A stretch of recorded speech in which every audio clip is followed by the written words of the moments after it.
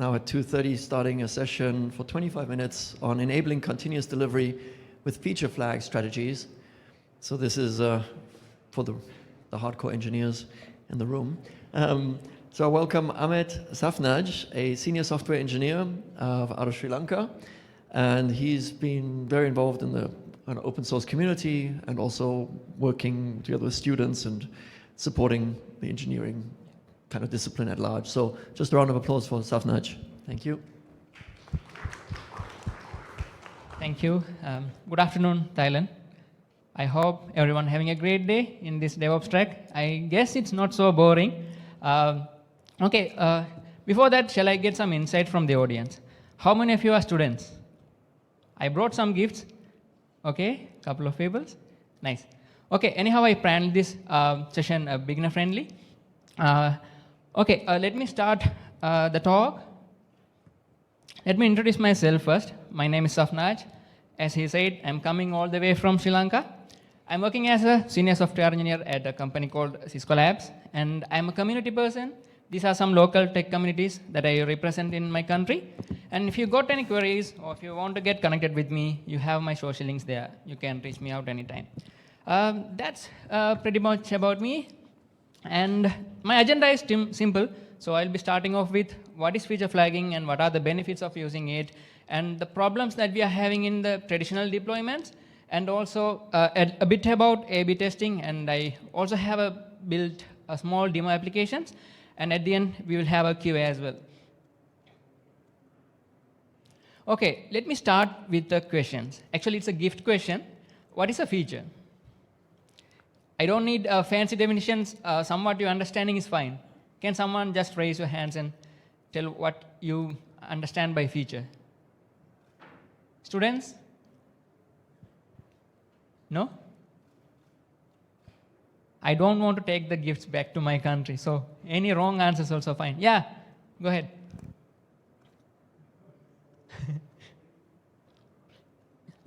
Anything that a user interacts with in your software and that they want to talk about or ask about? Yeah, anything is fine.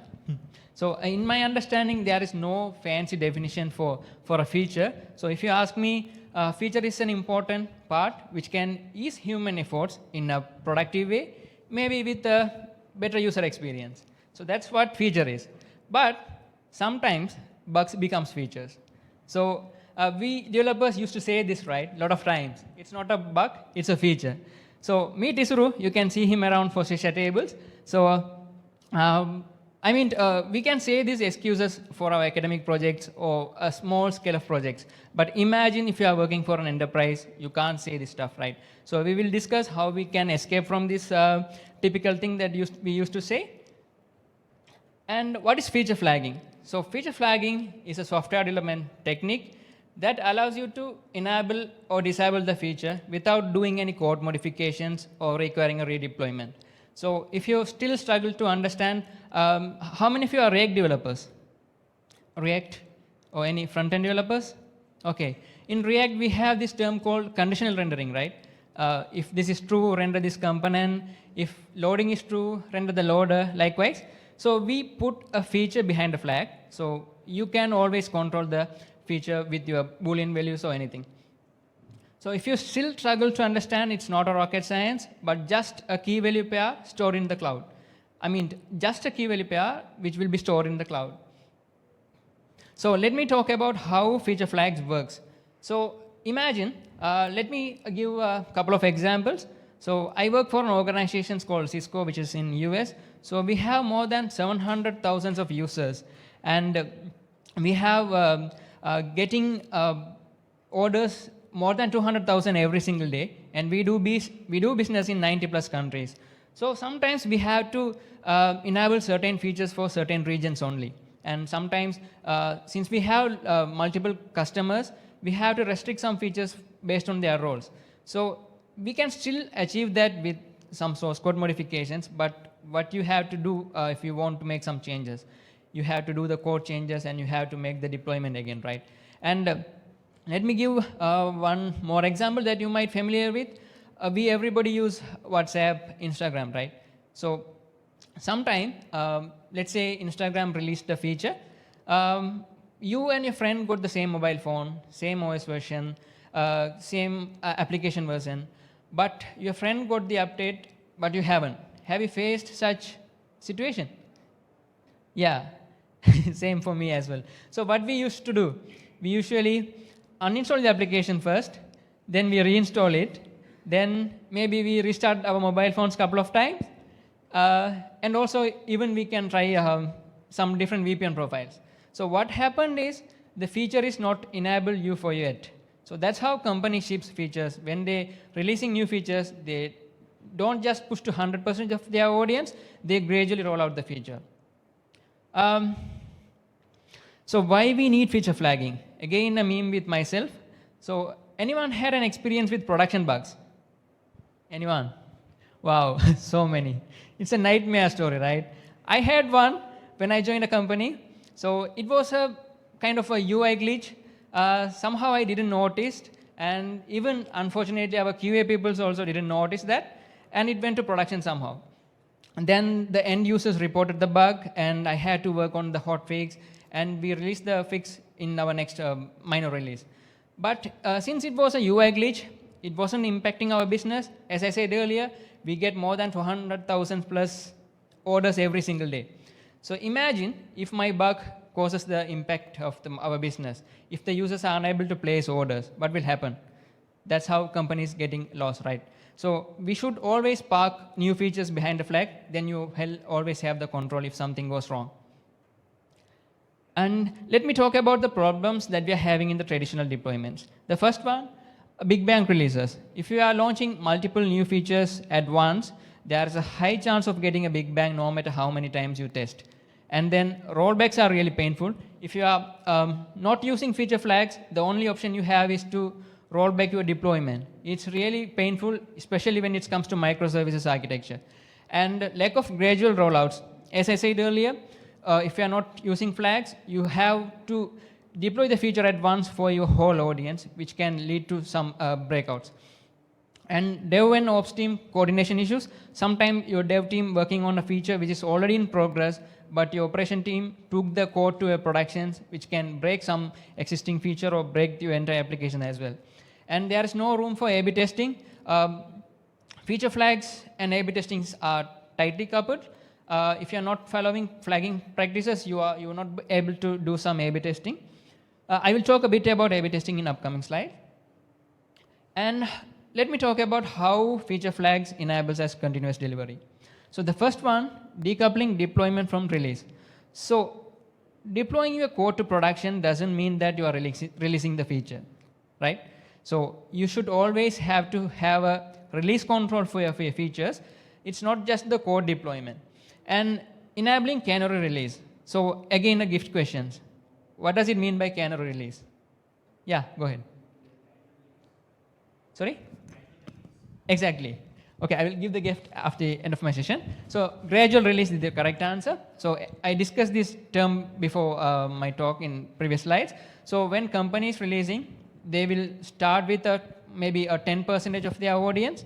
Then they're checking the logs and error monitors and no bugs reported. Then they will increase to 20% of their audience. Then again, we continue monitoring. Likewise, we increase to 30, 40, till 100. And it helps us to reduce risk of failures. So as I said, things can go wrong, right? No matter how many times you test. If something goes wrong, you have the control, you have the switch, you can always turn off the flag and work on the fix. And experiments, sometimes you have to experiment from your end users what they want. So feature flags allows you to do some experiments from your end customers. And easy rollbacks, if something goes wrong, you can turn off the flag. And test in production, which is highly not recommended, but sometimes you have to work with the real data, right? Maybe in that kind of situation, you can enable particular feature for your QA team only, and then they can test in production with the real data. And if you are using feature flagging platforms, there are like ready-to-use conditions which you can leverage. The first one is app, country. Let's say if I want to enable certain features only for Thai peoples, I can do that. So I don't need to write so much code for that. It's a remote config, so I can easily do that. And if you are targeting any app versions or a random percentage or a people who are speaking kind of a different languages, you can customize these parameters in cloud. And some feature flagging platforms allows you to have Google Analytics property. So apart from the one that I mentioned here, if you have any your own custom properties, you can leverage Google Analytics properties in your feature flagging platforms. And let me talk a bit about A/B testing. I hope anyone aware about A/B testing? Okay, one. Okay. That's nice. And A/B testing, it's something that if you have different opinions, let's say a client needs something else, but your product owner suggesting something else, at the end your manager wants something else, right? So if you have such different opinions, why don't you test that from your end customers? So A/B testing is something that you can give all the opinions to your customers and see what the customers want. So let's say we have two kind of applications. One, let me go back to the slide. In this example, you can see that there is a donate button in the bottom, and the another one have a different variant which is in the top. So A/B testing is nothing but comparing two different versions of your applications and determine which ones perform better. And you can even automatically determine the winner. Let's say you are running this experiment for 7 days or a 30 days period of time. So at the end of your experiment, it can make the winner as a default behavior. Then you can work on the code cleanup later. And you can make data-driven decisions. So it's allow you to say from I think, I guess to I know that. I know this is my customers want. And you can understand user opinions from the experiments, right? Instead of sending a feedback form to your customers and asking them to fill it out, because no one do that. So what you can instead, you can have an experiment and see what your users are preferring. And to run an A/B testing or an experiment, you have to set a goal, what you are going to achieve. So whether you are going to have more clicks for the button, or on a watch time, maybe if you are a streaming platform, and maybe you have to have a proper goal set first, and then you have to define all the variants. In my case, I have 2 variants. Maybe you can go for any number of variants up to your wish. And then we have to have a target, whether you are going to target your 100% of the audience. In my case, I am targeting 20% of iOS users. So here we have the 2 variants, and then I will be running this for a limited number of days of time. Okay, here are some best practices that you need to follow when using feature flags. The first one, categorize the flags always, because we use feature flags for different purposes. It could be a release flags, it can be a experiment flag, it can be a permission flag. So make sure you have to have a proper categorization, or else you can follow some good naming practices. And the second one is keep the flag short-lived. So feature flag is not an option to keep it forever. So you put your feature behind a flag. Once it's fully rolled out to your customers, what you have to do is you have to, like after you're done with all the testings and reports and stuff, you have to clean up the code. You have to remove the flag and make the default code as the final one. You have to perform some code cleanup as well. The third point, separate deployment from release. Always release new features behind a flag. So which allows you to decouple the deployment and release. So if something goes wrong, you can always turn off and work on the fix. And use flag management system. You can still achieve flag management behavior without using any platforms. You can define the stuffs in a constant file, or else you can define the flags maybe in environment variables, which is highly not recommended. Always use feature flagging platforms, which allows you to give a lot of ready-to-use conditions and a lot of debugging options. And secure the flags. So some developers, I saw that they use sensitive informations in feature flags. They have this SDK key, API key, and secret stuff. So avoid having sensitive information in feature flags. And yeah, those are the best practices that you can follow. And here are some of the feature flagging platforms or feature flag management system that's available in the market. The first one, LaunchDarkly and FlagSmith are very well-known products in the market. And Firebase Remote Config, that is the one I personally use and also use for my demo. So if you are looking for a free solution, every Firebase project can have up to 2,000 parameters. I think 2,000 is huge, which is more than enough. So you can leverage Firebase remote config for your feature flags. And if you are coming from an enterprise company like Cisco, we use Optimizely, which provides more enterprise level features. And if you are coming from an AWS ecosystem background, and if you are already paying a lot for AWS, you can leverage AWS App Config. And Unleash is another good product in the market. Okay, let me go to the demo. I'm not going to demonstrate anything here, but I built a simple expense tracker. Here, there are like 3 features. Both of them are like, all of them are behind the flag. The first one is dark mode toggle. So this application supports both light and dark mode. And the second one is this donut chart. So both of these features are behind the flag, which I configured in the Firebase remote config. So if I don't want these features to be accessed, or if something broke, I can turn off my features in Firebase, so it won't be displayed to customers. And also I have a welcome message, which is a dynamic value. For the moment, I kept it as a high, which is the default value. But if you want to address your local audience in your native language, let's say, how do you say hello in Thai? Huh? Sawadi. Okay, you can define that. You can define that value in Firebase, and you select the country as Thailand. So if Thailand people logged into my applications, there will be that localized value there. So that's how you can play around with the remote config values. So if you want to access the live project, the expense tracker is already deployed in Firebase hosting. So you can use that. And my source code is already also available in GitHub itself. So you can go through the source code and understand how I implemented. I have implemented a couple of util functions which you can reuse. So you can access to my repository and get the source code as well. In the README itself, I have the guideline on how you can navigate to the Firebase console and create the flags. So you can make use of it. I done with the photo? Okay.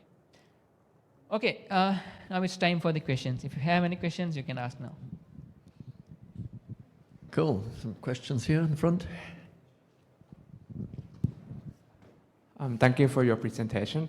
So I have a question. I understand the concept of feature flag quite well, but I'm curious, how can I implement this in reality without actually making it work? Because, you know, let's say like you have a team, you have multiple people working on the same product, the same feature, right? And then maybe one guy builds something, new one, but then it depends on an existing function or class or whatever. Yeah, and then you need to update that existing class. And then if you enable feature flag, that might break the other. Or let's say like in another scenario where you have like multiple microservices. So if you enable and it's break another, and then another one might be like upset. Okay, yeah. I got it. So let me tell you, like at Cisco, I'm working on a project where we have more than 300 of developers working on a single project. It's called Cisco Shop, which is one of the largest e-commerce platform. So what we do is we follow the practice of flag ownership. So if a team is working on a particular feature, they are the responsible for the feature. So we also follow the naming conventions for the flags. So the flag prefix start with the team name. So let's say my team name is Vikings. So the flag name will be Team Vikings and the flag name, enable Sunday delivery, something like that. So if I look at any flag, I know that who is the owner, and they are the responsible for take that flag to the productions. So developers can play around in the non-prod environment and have their flags. Before they go to release, we have to document the stuff, when to turn it off, who have the access to the prod flags, and likewise. So you have to have best practices on the configurations on the flags and stuff. So it's good to go. And go ahead. Can I have a follow-up question? So let's say like in non-production, you say you have like 300 developers, right? So I mean like using feature flag actually making the other not be able to work on whatever that they are working? No, because we are like every team has a different kind of testing accounts. So we enable certain features for that email ID only. So others, it won't be visible. Okay, thank you. Okay. One approach to that is that as soon as you want to change something, you leave the original version in place, and then you create a new version under a feature flag, and requests working on the new one goes to that modified one, and requests that aren't working with the feature flag one, it still keeps on going to the old one. So you can have sort of multiple teams working without interfering with each other. But what I wanted to ask is, how do you deal with non-developer dependence on feature flags? Like a product team or a customer success team might want to turn on certain features, certain experiences for users that doesn't relate to development, but to like if they're paying for an add-on in the product, or if basically you just want to give them access to more functionality in the product. Got it. You are saying that like the non-IT people want to configure something, right? Right. Yeah, exactly. So we had a carousel in our website, the platform, e-commerce platform itself. So we have configured the timeout interval in milliseconds, which is already in the feature flag platform. So feature flag is not only Boolean values, you can store JSONs, you can have numbers, strings. So we defined a number for them in milliseconds for the carousel timeout. So the business team who don't have an idea about what's happening in the back, they can configure the interval time. Similarly, we can have some banner text which they can update. The business people have access to that as well. But we also coming up back to your questions, we also have integration with Optimizely and the Slack. So if someone touches our flag, we will get notified. So you are from a different team, you go there and change the flags, or you change the audience, we will get notified. So that's how we have to have a flag ownership as well. And just maybe to build on that question, to ask, is there some strict rule that the feature flags should generally be used only in kind of client-facing functionality, or do teams also use feature flags in the backend? Yeah, it's possible in backend, and we also use in backend as well. Sometimes we have to route specific users to V2 API or maybe V1 API. We can use that in backend as well. Do you have feature flags integrated directly in CI/CD? Like when someone is creating a pull request, does that automatically create a feature flag for related code? No, so far it's not yet. I think it's possible. We have to check with some SDK or API capabilities on whether we can implement such. But we follow most of the stuff in documentation. So once we have created a flag, we define the document in whom have access to this and who is going to be the audience. So when it goes to production, the business team and the manager, they configure the stuff correctly in the production environment. Thank you. Any more questions? Yeah. I'm getting more questions, I think. Okay. I have a question and maybe a follow-up question, so please answer the first one shortly. Would you suggest to take out the feature flags after some time out of your code, or would you just leave them in the code forever?